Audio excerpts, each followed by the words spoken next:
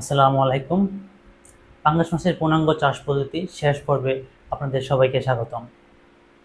প্রিয় দর্শক, আমরা আজকে এই ভিডিওটিতে আলোচনা করব পাঙ্গাস মাছ চাষের ক্ষেত্রে বিরাজমান বিভিন্ন সমস্যা এবং সেই সমস্যার সমাধান সম্পর্কে। 1992 সালে প্রতিষ্ঠিত রাষ্ট্রীয় পুরস্কারপ্রাপ্ত মৎস্য হ্যাচারি বাই বাই মৎস্য হ্যাচারি ও নার্সারির পক্ষ থেকে সকল মৎস্যচাষী ভাইদের জানাচ্ছি প্রাণঢালা শুভেচ্ছা। প্রিয় দর্শক, যারা পাঙ্গাস মাছ চাষ করেন এবং পাঙ্গাস মাছ চাষ করতে যাচ্ছেন তাদের জন্য আমার এই ভিডিওটি খুবই গুরুত্বপূর্ণ হতে যাচ্ছে, তাই সম্পূর্ণ ভিডিওটি দেখার জন্য বিশেষভাবে অনুরোধ করা হইল।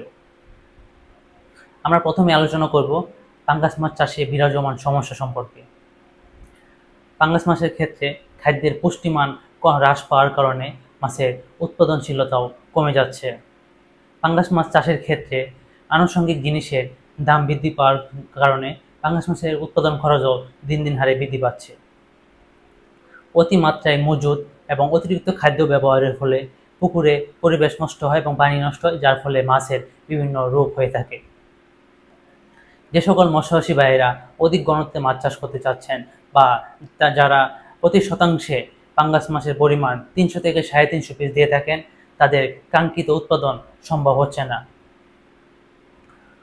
বাণিজ্যিকভাবে পাঙ্গাস মাছ চাষ ক্ষেত্রে আমরা সবসময় বলে থাকি, আপনার পাঙ্গাস মাছকে যে খাদ্য দিবেন সেই খাদ্যে যেন মিনিমাম 25 থেকে 30% প্রোটিন থাকে।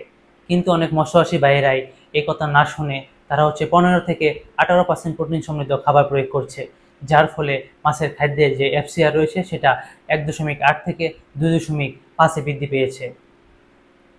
বছরের পর বছর একই পুকুরে পাঙ্গাস মাছ চাষ করে সঠিকভাবে পাঙ্গাস মাছের যে পুকুর পরিস্থিতি সেটি পুকুর পরিস্থিতি না করে একই পুকুরে বারবার চাষ করছে, যার ফলে পুকুরে সৃষ্ট কালো কাদা এবং অতিরিক্ত ময়লা থেকে পাঙ্গাস মাছের বিভিন্ন ধরনের রোগের প্রাদুর্ভাব বৃদ্ধি পাচ্ছে। অব্যবহৃত খাদ্য, মাছের জৈবিক বর্জ্য ও তলদেশে সঞ্চিত কালো কাদা পচনের ফলে পানিতে অক্সিজেনের ঘাটতি, অ্যামোনিয়া ও হাইড্রোজেন সালফাইড গ্যাসের বিষাক্ততা এবং মাছের মরক দেখা দিচ্ছে। প্রিয় দর্শক, এতক্ষণ শুনলেন আপনারা পাঙ্গাস মাছের চাষের বিরাজমান সমস্যা সম্পর্কে। এখন আমরা আলোচনা করব এই সমস্যার সমাধান আপনারা কিভাবে করবেন। আপনারা অবশ্যই পাঙ্গাস মাছ চাষের ক্ষেত্রে অধিক ঘনত্ব মাত্রায় যে মজুতের ব্যাপারটি এটি পরিহার করতে হবে। সঠিক মাত্রায় সঠিক মজুদ ঘনত্বে আপনাকে পাঙ্গাস মাছ চাষ করতে হবে। পাঙ্গাস মাছ যেহেতু একক এবং মিশ্রভাবে চাষ করা যায়, সেহেতু আপনারা অবশ্যই বর্তমান সময়ে যে খাবারের যে দাম এবং খাবারের পাশাপাশি আনুষঙ্গিক জিনিসপত্র যে যেমন দাম বৃদ্ধি পেয়েছে, তার জন্য আপনারা একক মাছ চাষে এই মাছটি খুব একটা লাভবান হবেন না। তাই আপনাকে অবশ্যই মিশ্রভাবে পাঙ্গাস মাছ চাষ করতে হবে। আর বাণিজ্যিকভাবে পাঙ্গাস মাছ চাষের ক্ষেত্রে অবশ্যই আপনাকে খাদ্যে 25 থেকে 30% প্রোটিন নিশ্চিত করতে হবে। মজুতকৃত মাছের বয়স এবং সঠিক ওজন সমন্বয় করে খাদ্যের পরিমাপ নির্ধারণ করতে হবে। আপনাদের অবশ্যই অতিমাত্রায় খাদ্য দেওয়া থেকে বিরত থাকতে হবে। পানির গুণাগুণ মান রক্ষার জন্য প্রতি মাসে একবার চুন অথবা জিওলাইট আপনাকে ব্যবহার করতে হবে। পুকুরে দ্বিতীয় ফসলের সময় পোনা মজুদের পূর্বেই অবশ্যই পুকুর শুকিয়ে কালো কাদা, অবশিষ্ট খাদ্য ইত্যাদি অপসারণ করতে হবে এবং সঠিক মাত্রায় চুন প্রয়োগ করে মাছ মজুত করতে হবে।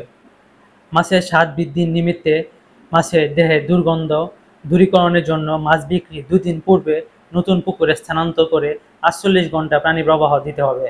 এতে মাছের গন্ধ দূর হবে এবং ভোক্তাদের চাহিদা ও মাছের মূল্য বৃদ্ধি পাবে।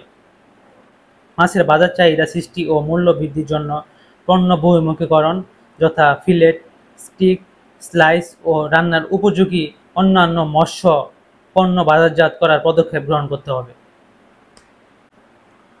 মৌলিক রোগ প্রতিরোধ কৌশল অবলম্বন, জীবাণু উচ্ছেদ, বাহিরের জীবাণু প্রবেশ রোধ, উন্নত ব্যবস্থাপনার মাধ্যমে রোগ প্রতিরোধ ক্ষমতা বাড়ানো, রোগের ঝুঁকি হ্রাস এবং নিয়মিত খামার পরিচর্যা করতে হবে।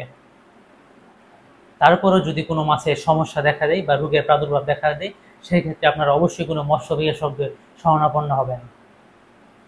তার পাশাপাশি বাই বাই মৎস্য হ্যাচারি নার্সারি 24 ঘন্টায় রয়েছে আপনাদের সেবায় নিয়োজিত। আপনারা মাছের যে কোনো সমস্যার জন্য বা যে কোনো সমস্যার সমাধানের জন্য আমাদের সাথে 24 ঘন্টায় যোগাযোগ করতে পারেন। 24 ঘন্টা যোগাযোগের জন্য রয়েছে আমাদের নিজস্ব হটলাইন নাম্বার, যা আমাদের ডেসক্রিপশন বক্সে বা ভিডিওর স্ক্রিনে দেওয়া রয়েছে। এই নাম্বারে আপনারা 24 ঘন্টায় যোগাযোগ করতে পারেন।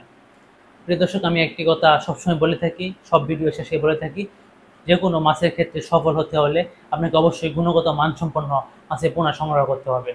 তারই জন্য 1992 সাল থেকে আমরা বাই বাই হ্যাচারি নার্সারি আছি আপনাদের পাশে।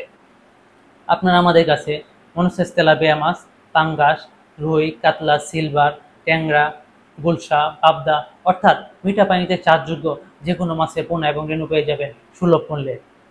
প্রিয় দর্শক, আজকে ভিডিওটি এখানে শেষ করতে যাচ্ছি।